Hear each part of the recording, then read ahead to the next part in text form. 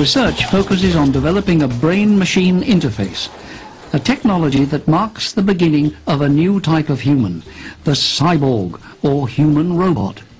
Neuro-robotics could take different paths, the brain controlling the machine or the machine controlling the brain. So we're just going to go through each one of these arms. But there's also a third option. A brain could control another brain via the interface.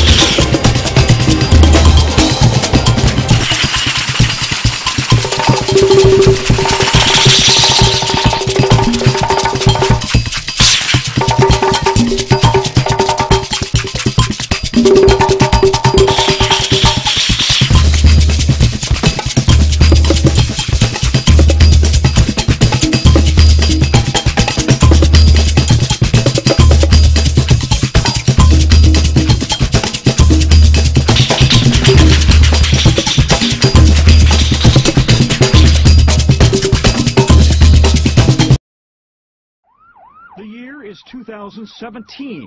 You're rushed to a hospital, unconscious with no ID or medical history, but thanks to a microchip under your skin, it's all there. Science fiction 20 years ago, but a biometric reality today. The technology is based on answering one simple question.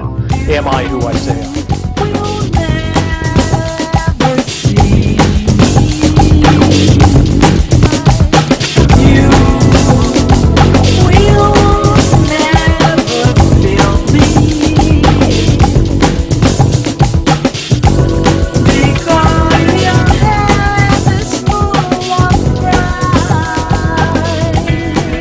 We're entering is a personalized 1984, a world of multiple big brothers where we're able to spy on one another. Many of the latest gadgets rely on the use of wireless data transmission using RFID, or radio frequency identification, powered by chips made to be read by sensors from a range of up to 5 feet.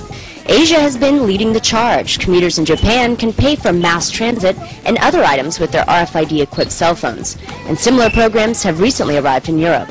In South Korea, American firm Gale International and Korean-based POSCO have taken it a step further, building a ubiquitous technology city called New Songdo. LG Electronics is developing the city infrastructure called ULife using RFID technology. A sensor grid will allow residents equipped with their smart card house key to pay bills, share medical records, and even open their doors wirelessly. Private data on ULife residents will be stored in a massive database. Planners claim the database is not linked to personal identities, but some worry whether those safeguards will be enough. In the privacy-conscious U.S., initial projects are more modest. And Verichip offers RFID chips with personal ID numbers to be implanted into people's arms and connected to password-protected medical history databases. But for some, the idea of implanted chips rings alarm bells. The government has been working on RFID-embedded passports and a kind of national real ID card. The program has been attacked by members of Congress and many states on fears that the system would be used for tracking. To think something so small can connect you to everything that matters. When your life and all you love are on the line. HealthLink is always with you when every second counts in the emergency room, providing immediate access to your medical records. Because Bob has trouble remembering all his medications. Because I'm in love with my kids' kids. Because my car lost control while driving. Because now I'm looking out for both of us. Because I have diabetes, but it doesn't have me. Because I spend my life in the ER trying to save yours. As baby boomers grow older, more and more of their children will be forced to deal with the heartbreaking realities of Alzheimer's disease, forced to care for family members who lose precious memories, forced to worry about what might happen should they wander off and get lost. Just like the microchips implanted in the necks of dogs and cats, allowing lost pets to be identified, this glass capsule can do the same for humans. In West Palm Beach, Florida, 100 elderly men and women diagnosed with Alzheimer's are now walking around with microchips embedded under their skin, and more are on the waiting list. Alzheimer's daily finger pricks are a painful part of life. Getting the proper glucose reading is critical in controlling your diabetes. There is now a group of biotech companies that say they can change the way diabetics monitor their blood sugars with an implantable microchip about the size of a grain of rice would be injected into the arm of a diabetic patient, where they could actually take their glucose reading from within the body on an external scanner, thereby negating the need to prick your finger 1 to 4 times a day. Verichip Corporation has been a pioneer in RFID technology. First with their pet ID applications, and most recently... Imagine an emergency room where a doctor could scan a critically ill patient in an instant and know his or her entire medical history. It's an idea that could save lives, also could get under your skin. Welcome to the future. And other Americans. Denise is an epileptic. When a seizure strikes suddenly, the doctors in the ER need answers, and fast. Now imagine a device that could tell them all they need to know about any medical condition you have in a matter of minutes, at any hospital, anywhere in the world. Sound far-fetched? It's closer than you think. Dr. Joseph Feldman, head of the hospital's trauma unit, holds in his hand. It's a radio frequency identification, or RFID tag. The same technology used to tag animals to help reunite a pet with its owner. RFID has now won Food and Drug Administration approval for use in humans. RFID technology is very attractive to emergency departments.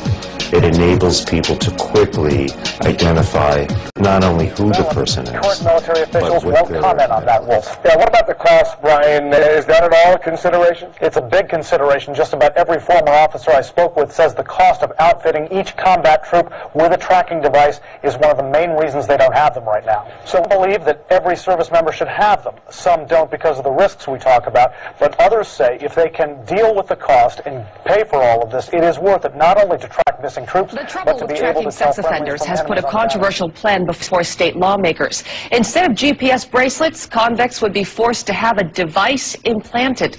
Come 4's Luke Ducey looked into whether the new devices will work. Luke? Mary, the thinking is this. You can track someone on their phone. You can even track your own pet if you want to. So why not track sex offenders using a tiny radio chip? Soon that might change. Instead of ankle bracelets like the one Torrance was wearing, sex offenders might have something like this. Chips that go under the skin. They will replace ankle bracelets. Some designs are no larger than a grain of rice. Police could then track an offender from a remote computer using the same technology used at the Narrows Bridge toll. But unlike a bracelet, a chip is virtually impossible to remove because it's surgically.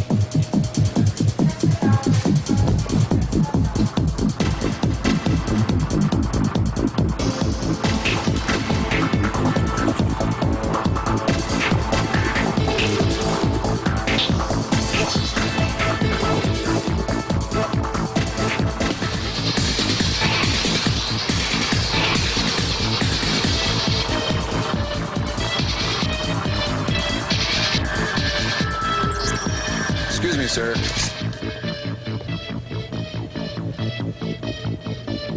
Forgot your receipt.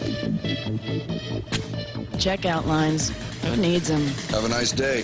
This is the future of e-business. Over Facebook into the real world of the village. Village Attraction, we attached an RFID microchip capable of collecting the user's data and sending it directly back to Facebook, creating a real-time sharing experience for the guests with their Facebook friends. The teenagers full of excitement, used the wristband non-stop. In addition, to monitor research done by VeriChip as well as reports done about VeriChip. But at this time, it stands by its approval, declaring there is no credible cause for concern about implanting these tiny microchips under your skin. In West Palm Beach, Florida, Phil Keating, Fox